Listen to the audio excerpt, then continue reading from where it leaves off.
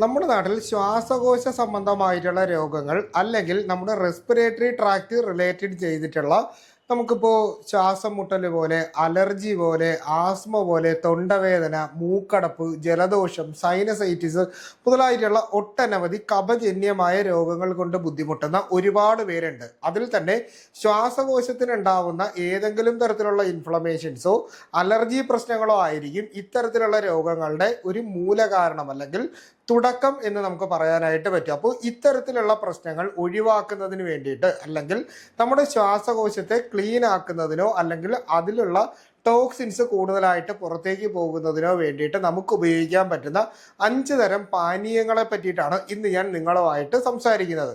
നിങ്ങൾക്ക് ഇത്തരത്തിലുള്ള പ്രശ്നങ്ങൾ ഉണ്ടെങ്കിൽ ഇതിലേതെങ്കിലും ഒന്ന് നിങ്ങൾക്ക് ഉപയോഗിക്കാൻ പറ്റുന്നതാണ്. അപ്പോൾ ഈ പറയുന്ന രീതിയിലുള്ള കാര്യങ്ങൾ ജസ്റ്റ് ഒരു പേനയും പേപ്പറും കൂടി എടുത്ത് നോട്ട് ചെയ്ത് വെച്ചാൽ നിങ്ങൾക്ക് ഇത് കൃത്യമായിട്ട് ഉപയോഗിക്കാൻ പറ്റും. ഇത്തരത്തിലുള്ള രോഗങ്ങൾ വരാതിരിക്കുന്നതിന് വേണ്ടിയിട്ടും ഇപ്പോൾ ബുദ്ധിമുട്ടുന്നുണ്ടെങ്കിൽ പോലും നിങ്ങൾക്കത് കുറയുന്നതിന് വേണ്ടിയിട്ടും ഇത് ഉപയോഗിക്കാനായിട്ട് പറ്റുന്നതാണ്. അപ്പോൾ ഇതിൽ ഏറ്റവും പ്രധാനപ്പെട്ട ഒന്നെന്ന് പറയുന്നത് നമുക്ക് ഇഞ്ചി ചായയാണ്. ഇഞ്ചി ചായ എന്ന് പറഞ്ഞാൽ ജിഞ്ചർ ടീ എന്ന് നമ്മൾ പറയാറുണ്ട്. അപ്പോൾ ഇഞ്ചി ചെറുതായിട്ട് ചതച്ചതിന് ശേഷം നമ്മൾ ഒന്നുകിൽ കാപ്പിപ്പൊടിയോ അല്ലെങ്കിൽ തേയിലപ്പൊടിയോ 1/2 ടീസ്പൂൺ ഇട്ടതിന് ശേഷം ഇതിൻ്റെ അകത്തേക്ക് അല്പം കുരുമുളക് പൊടിയും അല്പം മഞ്ഞൾപ്പൊടിയും കൂടി നമ്മൾ ഓരോ നുള്ളു വെച്ചിടില്ലേ, അപ്പോൾ ആ രീതിയിലേക്ക് ഇട്ട് തിളപ്പിച്ചതിന് ശേഷം രാവിലെ ഒരു 11 മണി സമയത്തും വൈകുന്നേരം ഒരു 6 മണി സമയത്ത് നമ്മൾ കുടിക്കുകയാണെന്നുണ്ടെങ്കിൽ നമുക്ക് ഈ പറയുന്ന രീതിയിലുള്ള കഫജന്യമായ രോഗങ്ങൾ ഒഴിവാക്കാനായിട്ട് സാധിക്കും. കാരണം ഇതിൻ്റെ അകത്ത് വൈറ്റമിൻ സി ഉണ്ട്, ഒരു ആൻറ്റി ഇൻഫ്ലമേറ്ററി ആക്ഷൻ ഉള്ളത് കൊണ്ടും അതായത് ഇൻഫ്ലമേഷൻസിനെ കുറയ്ക്കുന്നത് കൊണ്ടും ബാക്ടീരിയയുടെ അമിതമായിട്ടുള്ള അതായത് ഒരു ആൻറ്റി ബാക്ടീരിയൽ എഫക്റ്റ് കിട്ടുന്നത് കൊണ്ട് തന്നെ അമിതമായിട്ടുള്ള ഇൻഫെക്ഷൻസ് നമുക്ക് ഒഴിവാക്കി നിർത്തുന്നതിന് വേണ്ടിയിട്ട് സഹായിക്കും.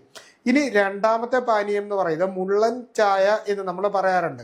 MULLEIN എന്ന് പറയാണ് ഇതിൻ്റെ സ്പെല്ലിങ്. അതിൻ്റെ ടീ പൗഡർ അതായത് മുള്ളൻ ടീ പൗഡർ എന്ന് നമ്മൾ ഇൻ്റർനെറ്റിൽ സെർച്ച് ചെയ്താൽ നിങ്ങൾക്കിത് വാങ്ങാനായിട്ട് പറ്റുന്നതാണ്. അപ്പോൾ ഈ പറയുന്ന രീതിയിൽ മുള്ളൻ ചായപ്പൊടി നമ്മൾ വാങ്ങിക്കഴിഞ്ഞു കഴിഞ്ഞാൽ ഇത് നമ്മൾ 2 ടീസ്പൂൺ എടുക്കുക.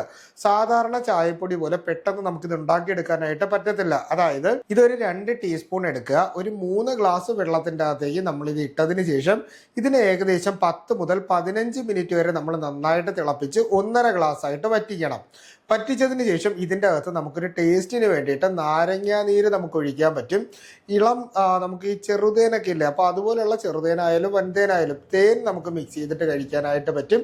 കുരുമുളക് പൊടി ചെറിയ ഒരളവിൽ നമുക്ക് മിക്സ് ചെയ്തിട്ട് വേണമെങ്കിൽ കഴിക്കും. ഇതൊക്കെ ടേസ്റ്റിന് വേണ്ടി നമ്മൾ ആഡ് ചെയ്യുന്നതാണ് കേട്ടോ. ഇല്ലെങ്കിൽ ഡയറക്റ്റ് ആയിട്ട് നമുക്ക് ചൂടാക്കിയിട്ട് തന്നെ നമുക്ക് ഉപയോഗിക്കാനായിട്ട് പറ്റും. അല്പം മധുരത്തിന് വേണ്ടി കരിപ്പെട്ടി ചേർത്താലും കുഴപ്പമില്ല, ഡയറക്റ്റ് കുടിക്കുകയാണെങ്കിലും പ്രശ്നമില്ല. അപ്പോൾ ഈ രീതിയിൽ കുടിക്കുകയാണെങ്കിൽ ഇതിന് നല്ല രീതിയിൽ ഈ കഫം നമ്മുടെ ഈ നെഞ്ചിൽ കെട്ടുന്നതിനും നമ്മുടെ ഈ തൊണ്ടയിലൊക്കെ കഫം അടിഞ്ഞിരിക്കുന്നതും ഒക്കെ പെട്ടെന്ന് ഇളകി പോകുന്നതിന് വേണ്ടിയിട്ട് വളരെ നല്ല രീതിയിൽ സഹായിക്കും.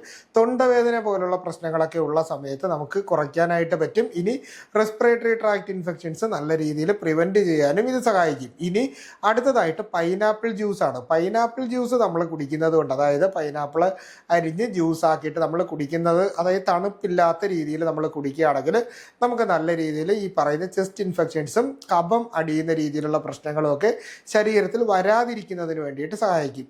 അടുത്തതായിട്ട് നമുക്ക് ചെയ്യാൻ പറ്റുന്നത് പുതിനയില ചായയാണ്. അതായത് പെപ്പർമിൻറ്റ് ടീ എന്ന് പറയത്തില്ല. അപ്പോൾ പുതിനയില ഇട്ടിട്ട് നമ്മൾ ചായ ഉണ്ടാക്കി കുടിച്ചു കഴിഞ്ഞാലുള്ള ഏറ്റവും പ്രധാനപ്പെട്ട ഗുണം ഇതിന് നല്ല രീതിയിൽ കഫത്തിനെ അലിയിച്ച് കളയാനുള്ള ഒരു ശേഷിയുണ്ട്. അപ്പോൾ അതുകൊണ്ട് തന്നെ നമ്മുടെ സൈനസിൻ്റെ അകത്ത് കൂടുതലായിട്ട് കഫം വന്ന് നിൽക്കുന്ന അവസ്ഥയിലോ ജലദോഷം തുമ്മൽ മൂക്കടപ്പ് മുതലായിട്ടുള്ള പ്രശ്നങ്ങളുള്ള സമയത്തോ നമ്മൾ ഇത് ഉപയോഗിച്ചുകൊണ്ടുള്ള ചായ നമ്മൾ ഇട്ടിട്ട് 1, 2, 3 പ്രാവശ്യം നമ്മൾ കുടിക്കുകയാണ് എന്നുണ്ടെങ്കിൽ നമുക്ക് നല്ല രീതിയിൽ ഈ കഫം പുറത്തേക്ക് പോകുന്നതിനും പെട്ടെന്ന് തന്നെ നമുക്ക് ഈ മൂക്കൊക്കെ തുറന്ന് നമുക്ക് വേറെ പ്രശ്നങ്ങളൊന്നും ഇല്ലാത്ത രീതിയിലേക്ക് മാറുന്നതിന് വേണ്ടിയിട്ട് സഹായിക്കും. അപ്പോൾ ഇതാണ് നമ്മുടെ 4ാമത്തെ പാനീയം എന്ന് പറയുന്നത്.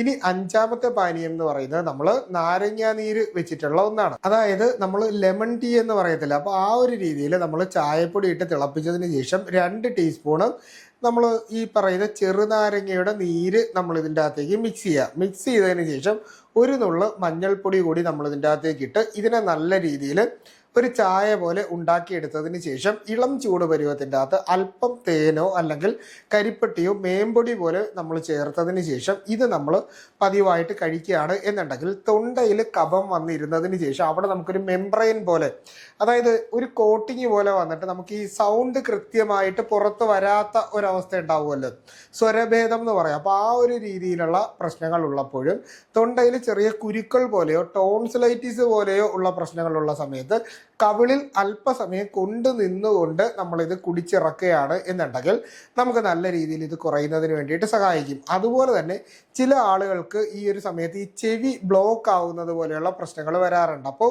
ആ സമയത്ത് നമ്മൾ ഈ നാരങ്ങാ നീര്, അതായത് ലെമൺ ടീ ഉണ്ടാക്കിയതിന് ശേഷം നമ്മൾ അല്പം കൊണ്ട് നിർത്തുകയാണ് എന്നുണ്ടെങ്കിൽ നമുക്ക് ഈ പറയുന്ന രീതിയിൽ ചെവി അടപ്പ് മുതലായിട്ടുള്ള പ്രശ്നങ്ങൾ നമുക്ക് ഒഴിവാക്കിയെടുക്കാനായിട്ട് സാധിക്കും. അപ്പോൾ ഈ പറയുന്ന കാര്യങ്ങളൊക്കെ നമ്മൾ ചെയ്യുന്നുണ്ട് എങ്കിലും നമ്മുടെ ഈ പറയുന്ന കാലാവസ്ഥയിലുള്ള വേരിയേഷൻ, അതായത് ഇപ്പോൾ പൊടി ഒരുപാട് പടരുന്ന അല്ലെങ്കിൽ പറക്കുന്ന ഒരു സമയമാണ്, അമിതമായിട്ടുള്ള തണുപ്പ്, ഇനി നമ്മൾ ഒരുപാട് ദൂരം വാഹനം ഓടിക്കുമ്പോൾ ചെവിയിലേക്ക് കാറ്റ് കയറാനുള്ള ഒരു സാധ്യത, ചിലരുടെ ചെവി നമ്മൾ നോക്കുമ്പോൾ സാധാരണ ചെവിയിലെ ഉള്ളിലേക്ക് പോകുന്ന ആ കനാലിനേക്കാളും അല്പം കൂടി വണ്ണം അല്ലെങ്കിൽ വ്യാസം കൂടിയിട്ടുള്ള ഒരു ഷേപ്പിലാണ് നമ്മുടെ ചെവി ഇരിക്കുന്നതെന്നുണ്ടെങ്കിൽ രാത്രി സമയത്ത് നമ്മൾ അല്പം കോട്ടൺ ഉപയോഗിച്ച് നമ്മുടെ ചെവി കവർ ചെയ്തിരിക്കുക, അല്ലെങ്കിൽ ഒരു മഫ്ലറോ എന്തെങ്കിലും നമ്മൾ ഇട്ട് ചെവി കവർ ചെയ്ത് വെക്കുന്ന ഒരു രീതി നമ്മൾ കൊണ്ടുവരണം. അങ്ങനെ വന്നു കഴിഞ്ഞാൽ നമുക്ക് അത്യാവശ്യം ഈ പറയുന്ന പ്രശ്നം പെട്ടെന്ന് കുറയുന്നതായിട്ട് കാണാൻ പറ്റും. ഇനി ചിലരെ സംബന്ധിച്ച് അമിതമായിട്ട് തല വിയർക്കുന്ന ഒരു പ്രവണത അവർക്കുണ്ടായിരിക്കും. അപ്പോൾ ഇത്തരത്തിൽ തല വിയർക്കുന്ന പ്രവണത ഉണ്ടെങ്കിൽ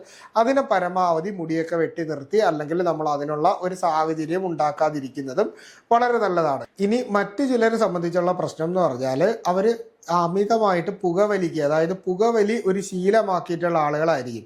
അപ്പോൾ എപ്പോഴും പുകവലിക്കുന്ന ആളുകളെ സംബന്ധിച്ച് സാധാരണ ആളുകളിൽ ഉണ്ടാകുന്നതിനേക്കാളും 75% റെസ്പിറേറ്ററി ട്രാക്ട് അല്ലെങ്കിൽ ചെസ്റ്റ് ഇൻഫെക്ഷൻ ഉണ്ടാകാനുള്ള സാധ്യത എപ്പോഴും വർദ്ധിച്ചിരിക്കും. അപ്പോൾ അതുകൊണ്ട് തന്നെ ഇത്തരത്തിലുള്ള ദുശീലങ്ങൾ എന്തെങ്കിലും ഉണ്ടെങ്കിൽ നമ്മളിത് പൂർണ്ണമായിട്ടും ഒഴിവാക്കേണ്ടത് വളരെ അത്യാവശ്യമാണ്. ഇനി നമുക്ക് പെട്ടെന്ന് ഭയങ്കരമായിട്ട് ചുമ പോലെ, അതായത് ഇങ്ങനെ കുക്കി കുക്കി ചുമയ്ക്കുന്നത് പോലെ വന്നുകൊണ്ടിരിക്കും രാത്രിയിൽ, അല്ലെങ്കിൽ കിടന്നു കഴിഞ്ഞ് ഒരു വട്ടം ഒന്ന് ചുമച്ചു കഴിഞ്ഞാൽ പിന്നെ ഇങ്ങനെ വിട്ടുമാറാതെ ചുമച്ച് ഇടയ്ക്കിടയ്ക്ക് നമ്മൾ എഴുന്നേൽക്കുന്ന ഒരു പ്രവണത ഉണ്ടെങ്കിൽ നമ്മൾ നമ്മുടെ കഫം ഒന്ന് ടെസ്റ്റ് ചെയ്ത് നോക്കേണ്ടതും അതിനോടൊപ്പം തന്നെ ചെസ്റ്റിൻ്റെ ഒരു എക്സ്റേ നമ്മൾ എടുത്ത് നോക്കേണ്ടതും വളരെ അത്യാവശ്യമാണ്. കാരണം നമ്മൾക്ക് ആദ്യം ഇപ്പോൾ ന്യൂമോണിയ പോലുള്ള കണ്ടീഷൻസിലാണെങ്കിൽ പലർക്കും ഈ നെഞ്ചിൻ്റെ അകത്ത് കഫക്കെട്ടിൻ്റെ ഒരു ചെറിയ ലക്ഷണം കാണിച്ചിട്ട് പിന്നീട് ശ്വാസം ഒട്ടും എടുക്കാൻ പറ്റാത്ത രീതിയിൽ ചെസ്റ്റ് മുഴുവനായിട്ട് ഇൻഫെക്ഷൻ സ്പ്രെഡ് ചെയ്യുന്ന ഒരു രീതിയിൽ വരാറുണ്ട്. അപ്പോൾ അത് നമ്മൾ എപ്പോഴും ഒരു എക്സ്റേ എടുത്ത് നോക്കിയാൽ നമുക്ക് പൂർണ്ണമായിട്ടും മനസ്സിലാക്കാനായിട്ട് പറ്റും.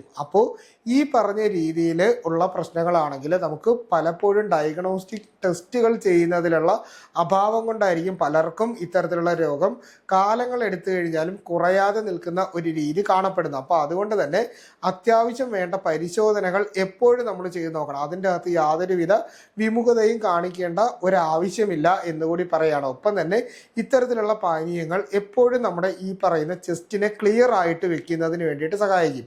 രോഗമുള്ള അവസ്ഥയിൽ നമുക്ക് ഉപയോഗിക്കാം. അതുപോലെ തന്നെ രോഗം വരാതിരിക്കുന്നതിന് വേണ്ടിയിട്ട് വീട്ടിലെല്ലാവർക്കും ഒരു നേരമെങ്കിലും കഴിക്കുന്ന രീതിയിലും ഇത് ഉപയോഗിക്കാനായിട്ട് പറ്റും എന്നുകൂടി പറയണം. അപ്പോൾ ഈ വിഷയവുമായിട്ട് ബന്ധപ്പെട്ട് എന്തെങ്കിലും സംശയങ്ങൾ നിങ്ങൾക്കുണ്ടെങ്കിൽ അത് കമൻ്റായിട്ട് ചോദിക്കുക. കൃത്യമായിട്ടുള്ള റിപ്ലൈ നിങ്ങൾക്ക് കിട്ടുന്നതായിരിക്കും. അപ്പോൾ ഇത്തരത്തിലുള്ള പുതിയ അറിവുകളായിട്ട് നമുക്ക് വീണ്ടും മറ്റൊരു അവസരത്തിൽ കണ്ടുമുട്ടാം. അതുവരെ എല്ലാവർക്കും ഗുഡ് ബൈ.